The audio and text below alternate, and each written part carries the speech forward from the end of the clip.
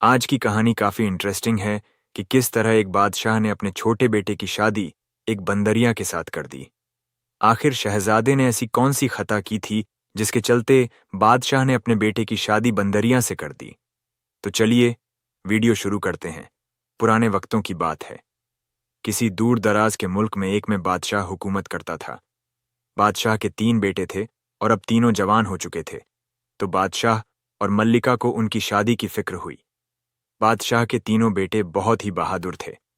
वह हर फन में माहिर थे। उस वक्त में उन जैसा बहादुर कोई न था, चाहे तीरंदाजी हो या घुड़सवारी हो या तलवारबाजी हो।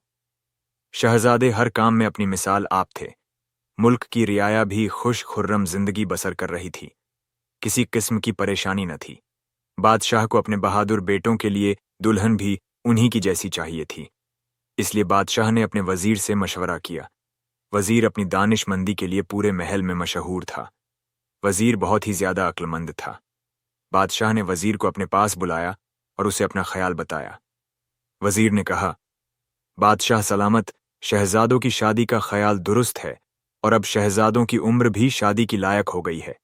बादशाह ने कहा, लेकिन शहजादों के लिए शहजादी भी उन्हीं की लायक होनी चाहिए। कोई भी ऐसा मशवरा दो जो तीनों शहजादों को अपनी अपनी दुल्हन मिल जाए। हम यह नहीं चाहेंगे कि दुल्हन अमीर हो या गरीब। हमें अपने शहजादों की पसंद की शादी करनी है। वजीर ने कहा, हमें इस बारे में शाही नजूमी से मशवरा करना चाहिए, वही बताएंगे। तब बादशाह ने 2 सिपाहियों को शाही नजूमी को दरबार में बुलाने के लिए भेजा। सिपाही उसके घर गए और जाकर बादशाह का पैगाम सुनाया कि बादशाह सलामत ने आपको दरबार में तलब फरमाया है। नजूमी दरबार में हाजिर हुआ और बादशाह से अर्ज की, जहां पनाह आपने मुझे बुलाया।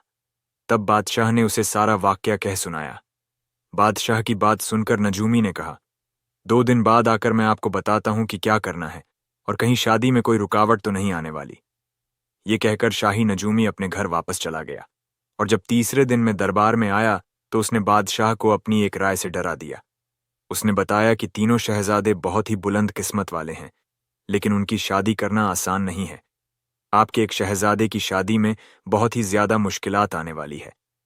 लेकिन वह लड़का कौन है, यह मैं आपको नहीं बता सकता।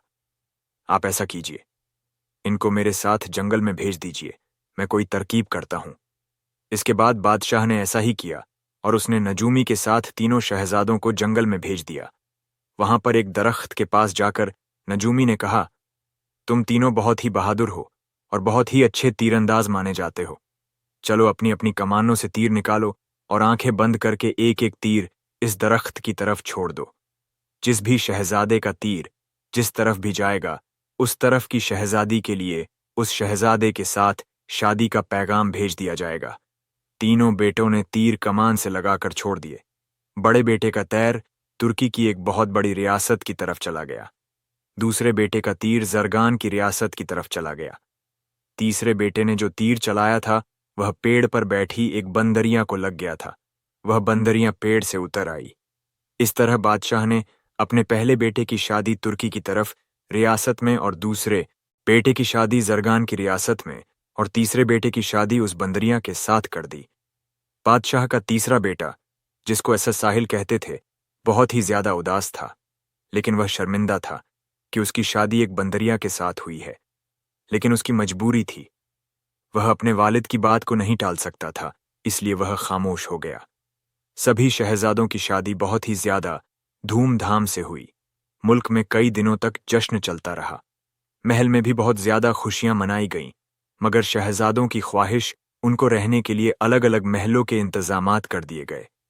छोटे शहजादे साहिल ने बादशाह से कहा था कि मैं अलग महल में रहूंगा, मैं यहां पर ना रहूंगा, क्योंकि वह सोच रहा था कि मैं किस तरह अपनी वालिद और भाइयों का सामना करूंगा। मेरे भाई अपनी बीवियों के साथ खुश रहेंगे और मुझे अब इस बंदरिया के साथ जिंदगी बसर करनी होगी, क्योंकि सभी शहजादे अलग अलग महल चाहते थे। इसलिए दोनों बड़े और छोटे शहजादे साहिल के लिए अलग अलग महल का इंतजाम कर दिया गया। शहजादा सलमान और बंदरिया अपने महल में रहने लगे। दोनों बड़े शहजादे अपनी अपनी बीवियों के साथ बहुत ही खुश थे और अपने अपने महल में हंसी खुशी जिंदगी बसर कर रहे थे। मगर छोटे शहजादे के पास तो दुल्हन के नाम पर एक बंदरिया थी। वह बहुत परेशान और शर्मिंदा रहता था। इसी तरह रहते रहते कुछ वक्त बीत गया। एक बार बादशाह और उनकी मल्लिका ने कहा कि हम अपनी बहुओं का सलीका देखना चाहते हैं, लिहाजा उनको एक एक रूमाल कढ़ाई करने के लिए दिया गया। दोनों बहुएं अपना अपना हुनर दिखाने के लिए बहुत ही मेहनत से रुमाल पर खूबसूरत बूटे बनाने लगीं। लेकिन छोटा शहजादा बहुत ही शर्मिंदा हुआ। उसने सोचा कि मेरी बीवी तो एक जानवर है, एक बंदरियां है, उससे यह सब कुछ कहाँ होने वाला है। वह परेशानी के आलम में अपने महल में टहल रहा था कि बंदरियां उसके पास आई और उससे पूछा, आप क्यों उदास हैं? शहजादे ने उसे कुछ न बताया, चुपचाप वैसे ही बैठा रहा। जब बंदरिया ने ज्यादा इसरार किया तो शहजादे ने उसे बताया कि अम्मा हुजूर और अब्बा हुजूर अपनी बहुओं का हुनर देखना चाहते हैं और उन्होंने उन दोनों अपनी बड़ी बहुओं को भी रूमाल कढ़ाई करने के लिए दिए हैं।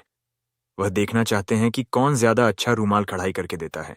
जब यह बात बंदरिया को पता चली तो उसने शहजादा साहिल से कहा कि जाओ और वह रूमाल लेकर आओ, मैं रूमाल पर कढ़ाई कर लूंगी। शहजाद रूमाल ले आया और बंदरियां अब रूमाल पर कढ़ाई करने लग गई। जब सब रूमाल बनकर तैयार हो गए तो बादशाह और मल्लिका को इत्तिला दी गई। बादशाह और मल्लिका सहन में आए, जहां पर वह तीनों रूमाल खूबसूरती से सजाए गए थे। सब खूबसूरत कढ़ाई में सजे हुए थे। बादशाह और मल्लिका ने तीनों बहुओं के अलग अलग रूमाल देखे। तीनों ने बहुत अच्छी कढ़ाई की थी, लेकिन जो कढ़ाई छोटे शहजादी की बीवी बंदरियां की थी वह बहुत ज्यादा सुंदर थी। उसको देखकर बादशाह और मल्लिका हैरान रह गए। दोनों बड़ी बहुओं को भी बहुत बड़ा धक्का लगा कि यह बंदरियां कैसे हम दोनों से अच्छी कढ़ाई कर ली। वह दोनों गुस्से से आग बबूला हो गई, लेकिन उन्होंने कुछ ना कहा और चुपचाप वहां से चली गई। इसी तरह कुछ अरसा और बीत गया। एक दिन मल्लिका ने बादशाह से कहा कि मैं मुलाजिमों के हाथ का खाना खा खाकर तंग आ चुकी हूं। मैं अपनी बहुओं के हाथ का खाना खाना चाहती हूं। इस तरह हम अपनी बहुओं के हाथों का हुनर भी देख लेंगे कि वह किस तरह का खाना बनाती है। जब तीनों शहजादों को अपने पास बुलाकर मल्लिका और बादशाह ने अपनी अपनी ख्वाहिश का इजहार किया तो शहजादे दोनों बड़े शहजादे बहुत ही खुश हुए और पुरजोश लहजे में कहा, क्यों नहीं अब हुजूर, हम अपनी बीवियों से आपके लिए जरूर खाना बनवाएंगे। लेकिन छोटा शहजादा खामोश रहा और वह उदास भी था कि किस तरह एक बंदरियां खाना बना सकती है। बादशाह ने जब उसकी तरफ देखा तो कहा, साहिल, तुम कुछ परेशान लगते हो, क्या बात है? क्या तुम हमें अपनी बीवी के हाथ का खाना खिलाना नहीं चाहते हो? साहिल ने कहा, नहीं अब्बा हुजूर, ऐसी बात नहीं है, मैं अभी जाता हूं और आपके लिए खाना बनवा कर लाता हूं। शहजादा अपने महल में आया और उदास होकर एक जगह बैठ गया। बंदरिया ने जब देखा कि शहजादा उदास बैठा है तो वह समझ गई, कोई ना कोई बात जरूर है। वह शहजादे के पास गई और उसे उसकी उदासी का सबब पूछा। शहजादा टालता रहा और कहा कि कोई बात नहीं है। लेकिन जब बंदरिया ने ज्यादा इसरार किया तब शहजादे ने बताया कि अब्बा हुजूर और अम्मा हुजूर अपनी बहुओं के हाथ का खाना खाना चाहती हैं। दोनों बड़े भाई अपनी अपनी बीवियों से खाना बनवाने चले गए। लेकिन मैं इसलिए उदास बैठा हूं कि तुम एक बंदरिया हो और किस तरह से खाना बना सकती हो। अगर मेरी बीवी भी एक औरत होती तो वह भी मेरे अम्मा हुजूर और अब्बा हुजूर के लिए अच्छा खाना बना देती। अक्लमंदी और समझदारी का इम्तिहान लेना चाहते हैं, लेकिन मैं जानता हूं तुम ही सबसे नासमझ निकलोगी, क्योंकि तुम एक जानवर हो। अब मुझे अपने वालिद और वालदा के सामने शर्मिंदगी होगी। बंदरिया ने कहा, फिक्र ना करें, मैं सब कुछ संभाल लूंगी। इधर दोनों बड़ी बहुएं सोचने लगीं कि देखते हैं वह बंदरियां क्या कर रही है, कहीं ऐसा ना हो कि वह हमसे ज्यादा तारीफें बटोर ले। इसलिए वो बंदरियां के घर आ गई और देखने लगी कि बंदरियां क्या कर रही हैं। वहां पर उन्होंने देखा कि बंदरियां अपने महल की सफाई कर रही है और कोई भी नौकर उसके साथ नहीं है जो महल में उसके साथ सफाई करवाएं, क्योंकि शहजादा साहिल जो बंदरियां के साथ रहता था उसने शर्मिंदगी की वजह से कोई भी नौकरानी अपने महल में न रखी थी। इधर दोनों बहुएं कुछ देर बैठी। उनका इरादा था कि बंदरियां कुछ ऐसा करेगी जिससे बादशाह और मल्लिका उसकी अक्लमंदी के आकार कायल हो जाए। लेकिन यहां पर तो वह घर की साफ सफाई में लगी थी। उन्होंने सोचा, यह तो एक जानवर है और हम इंसान हैं, हमारे अंदर इससे ज्यादा अक्ल है। देखना, इस बार तो हम ही जीतेंगे। कुछ देर वहां रहने के बाद और वह घर आ गई और अगले रोज मल्लिका और बादशाह बारी बारी सबके महल गए और अपनी बहुओं से बहुत खुश हुए। और उसके बाद वह बंदरियां के घर आए, जहां पर बंदरिया के महल के साफ सफाई और बंदरिया का सलीका देखकर वह बहुत खुश हुए। और उन्होंने बंदरियां की खूब ज्यादा तारीफ की। उसके बाद मल्लिका और बादशाह अपने घर चले गए। मल्लिका और बादशाह ने एक बार फिर अपने बेटों को अपने पास बुलाया और कहा, हमारा दिल चाहता है कि हम सबको एक साथ देखें और हम सब एक साथ एक दिन महल में बताएं। इस बार छोटा शहजादा रो पड़ा। उसने सोचा खाने तक और रुमाल तक और घर आने तक तो बात ठीक थी, मगर जब सब बहुएं एक जगह इकट्ठी होगी तो इन हसीन शहजादियों के बीच में मेरी बंदरियां बीवी कैसे जाएगी। लेकिन वह बादशाह और मल्लिका से इनकार न कर सका और अपने महल में लौट आया। जब बंदरियां ने शहजादे को उदास देखा तो उसके पास आई, लेकिन शहजादा गुस्से से बंदरियां पर बरस पड़ा और कहा, कैसे हर वक्त मेरे आस पास मंडराती रहती हो, जाओ यहां से और अपना काम करो। बंदरियां ने कहा, मैं तो सिर्फ आपकी परेशानी को जानने आई थी, शायद मैं उसको हल कर सकूं। शहजादा साहिल गुस्से से आग बबूला हो गया और कहा, मेरी परेशानी तो तुम हो। पता नहीं कौन सी घड़ी थी जो मेरा तीर उसे दरख्त पर जाकर लग गया और मेरी शादी तुमसे हो गई और तुम मेरे पल्ले बांध ही गई। शहजादा बहुत ही गुस्से में था और गुस्से के आलम में बोला कि अब्बा हुजूर और अम्मा हुजूर चाहते हैं कि हम सब साथ में एक दिन बताएं, लेकिन तुम एक बंदरियां हो और मेरे दोनों भाइयों की बीवियां बहुत ही खूबसूरत शहजादियां हैं। तुम उनके बीच में जाकर कैसी लगोगी, मुझे इस बात से शर्मिंदगी होती है। बंदरियां ने शहजादे को तसल्ली दी और कहा, मैं वहां जाऊंगी, लेकिन मेरी एक शर्त है कि आप वहां पर मत आइएगा, मैं डोली में बैठकर अकेली जाऊंगी। शहजादा तो पहले ही शर्मिंदा था, फौरन बंदरियां की बात मान गया। एक एक करके तीनों की पालकियां महल के सामने पहुंच गईं। सबसे पहले सबसे बड़ी दुल्हन पालकी से उतरी, जो बेहद ही हसीनो जमीन लड़की थी और गुलाबी लिबास में बहुत ही खूबसूरत लग रही थी। दूसरे बेटे की दुल्हन ने हरे रंग का लिबास पहना था और वह बहुत सारे खूबसूरत जेवर पहने हुए थे जो उसकी खूबसूरती में चार चांद लगा रहे थे। और फिर जब सबसे छोटी दुल्हन पालकी से उतरी तो उसके खूबसूरत पैरों में, जो गोरे और सफेद रंग के थे, खूबसूरत सोने की पाजेब जगमगा रही थी। और जब उसने अपनी पालकी की चादर उठाई और बाहर निकली तो मल्लिका और बादशाह तो उसे देखते ही रह गए। उसने खूबसूरत सुर्ख रंग का लिबास पहना हुआ था और वह एक शाहाना अंदाज में चलती हुई बादशाह और मल्लिका के पास आई और उन्हें अदब से सलाम किया। उसके बालों में अफशा चमक रही थी, गुलाबी चेहरा, खूबसूरत होंठ, फुर्तीला बदन, और वह एक फूलों की डाली सी महसूस हो रही थी। बादशाह और मल्लिका ने उसे देखा तो देखते ही रह गए। दोनों बहुएं भी उसे देखकर हैरान थीं। वह तो परिस्तान से उतरी कोई अप्सरा लग रही थी। सब हैरान थी कि यह बंदरियां इतनी खूबसूरत कैसे हो गई। वह उन दोनों के साथ जाकर बैठ गई। वह इतनी खूबसूरत थी कि उसके चेहरे की रोशनी से सारा महल जगमगा रहा था। वहां पर मौजूद सब लोग हैरत से उस बंदरियां शहजादी को ही देख रहे थे। आज तक किसी ने इतनी खूबसूरत शहजादी ना देखी थी। किसी ने छोटे शहजादे को जाकर यह खबर पहुंचा दी कि उसकी दुल्हन तो बहुत खूबसूरत है, एक परी के जैसी है। तुम तो बहुत किस्मत वाले हो जो तुम्हें इतनी सुंदर दुल्हन मिली है। वह तो तुम्हारे दोनों भाइयों की बीवी से भी ज्यादा सुंदर है। शहजादे ने जब यह सुना तो उसके दिल में शहजादी को देखने का तजस्सुस पैदा हुआ और उसने अपनी शर्त तोड़ दी और छुपकर उसे देखने के लिए महल में पहुंच गया।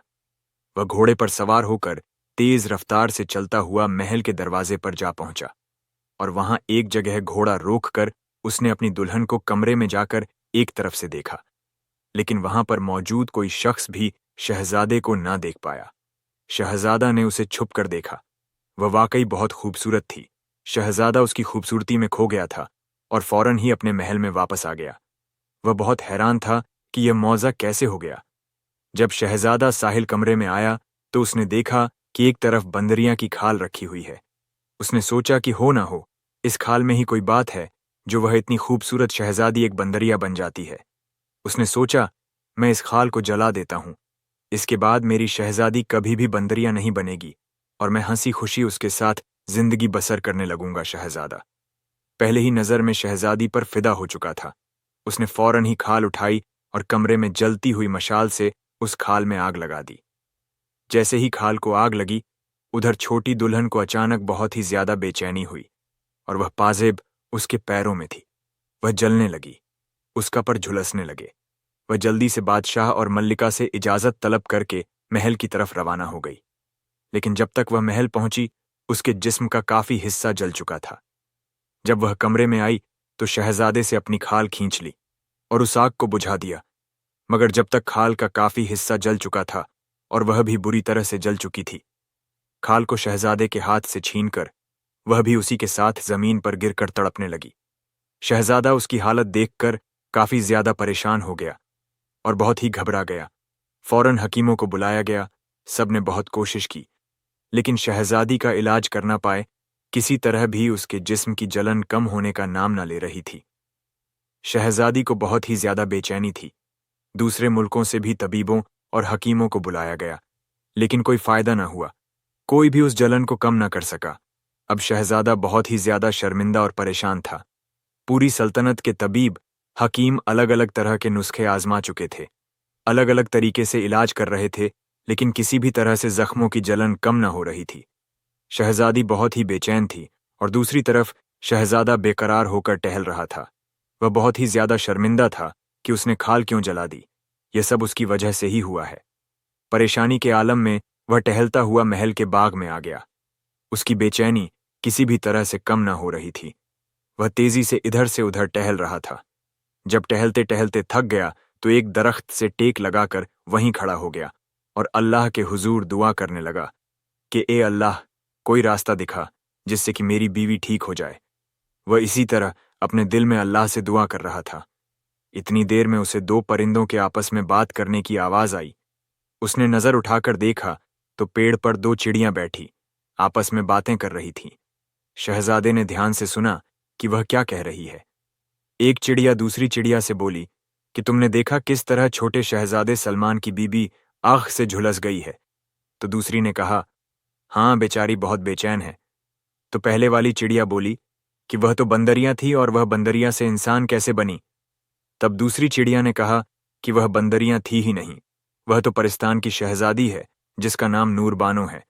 शहजादी परी परिस्तान के बादशाह की बेटी है, लेकिन इसकी एक छोटी सी किसी गलती की वजह से इसे इतनी बड़ी सजा मिल गई और यह इस दुनिया की होकर रह गई। लेकिन उसने क्या गलती की थी पहले?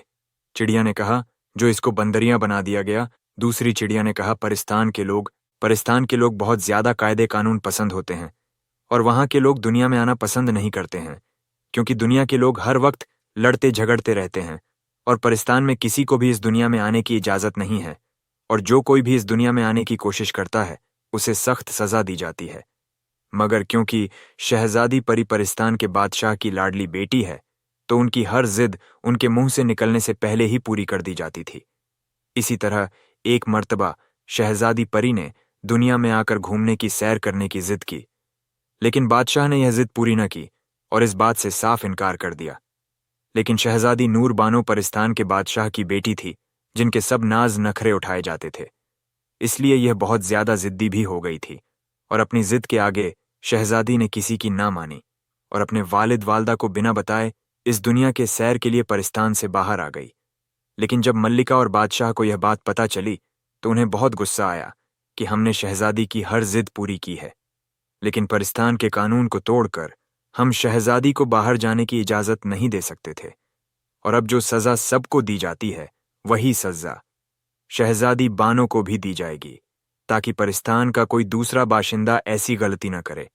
और इस तरह शहजादी परी को परिस्तान के कायदे कानून को तोड़कर इस दुनिया में सैर करने के लिए आने के सबब बादशाह ने गुस्सा होकर इसको बंदरिया बना दिया और यही जमीन पर फेंक दिया, ताकि यह कभी भी परिस्तान वापस ना जा सके। और तब से यह बंदरिया की तरह ही इस दुनिया में रह रही है। लेकिन इत्तेफाक से छोटे शहजादे सलमान का तीर शहजादी परी को लग गया, जिससे सलमान की शादी परी से हो गई। लेकिन अब क्या होगा? इस जलन का क्या कोई इलाज नहीं है? कोई तो इलाज होगा, पहली चिड़िया ने कहा। तो दूसरी चिड़िया बोली, हाँ, जिस पेड़ पर हम बैठे हैं, अगर इस पेड़ का फल पीसकर शहजादी के जख्मों पर लगाया जाए तो वह ठीक हो जाएगी। लेकिन यह दुनिया वाले लोग हैं, महंगी महंगी दवाइयां तो खरीदते हैं, लेकिन पेड़ पौधों की कदर नहीं करते जिनमें हर मर्ज की दवा मौजूद है। शहजादे ने अपना चेहरा ऊपर की तरफ उठाया और चिड़ियों का शुक्रिया अदा किया और पेड़ से फल चुनकर महल में वापस आ गया। नौकरों की इतनी बड़ी फौज होते हुए भी शहजादे ने अपने हाथों से वह फल पीसकर मरहम तैयार किया और अपनी दुल्हन के जख्म पर लगाने लगा। हैरत अंगेज तरीके से शहजादी के जख्म ठीक होने लगे और फिर कुछ ही देर में वह अच्छी हो गई, लेकिन वह हर वक्त उदास और खामोश रहती थी। इसी तरह 3 दिन का वक्त गुजर गया। शहजादी बिस्तर पर उदासी के आलम में बैठी थी और वही करीब ही कुर्सी पर शहजादा मौजूद था। इतनी देर में कमरे में एक रोशनी सी हुई और परिस्तान के बादशाह और मल्लिका वहां पर आ गए। शहजादी ने जब उन्हें देखा तो वह जल्दी से उठी और उनके कदमों में बैठकर रोने लगी और माफिया मांगने लगी। परिस्तान के बादशाह ने उसको उठाकर गले से लगा लिया और बोले, बेटी, तुमने बहुत तकलीफ उठा ली, अब हमने तुम्हारी खता को माफ कर दिया है। रानी ने भी बेटी को गले लगाया और शहजादे के सर पर भी हाथ फेरा। परिस्तान के बादशाह और मल्लिका ने शहजादे और शहजादी को खूब दुआएं दी और कहा कि अगर तुम लोग चाहते हो तो हमारे साथ परिस्तान चलो और वहीं पर जिंदगी बसर करना, वहां पर तुम्हें किसी भी किस्म की कोई तकलीफ ना होगी। लेकिन शहजादे ने वहां जाने से इनकार कर दिया और कहा कि वह इसी मुल्क में रहकर अपने वालिद और वालदा की खिदमत करना चाहता है। परिस्तान के राजा ने इसकी बात पर खुशी का इजहार किया और कहा, है कोई बात नहीं, तुम यहां पर ही हंसी खुशी जिंदगी बसर करो। इसके बाद परिस्तान के बादशाह और मल्लिका ने शहजादे और शहजादी को ढेर सारी दुआएं दी और वहां से वापस चले गए। उनके जाने के बाद शहजादी बहुत खुश थी कि उसके वालिद और वालदा उससे मिलने आए। शहजादा भी शहजादी को देखकर खुश था। शहजादा शहजादी के पास आया और उसने उससे माफी मांगी। शहजादी ने भी शहजादे साहिल को माफ कर दिया और फिर दोनों हंसी खुशी जिंदगी बसर करने लगे।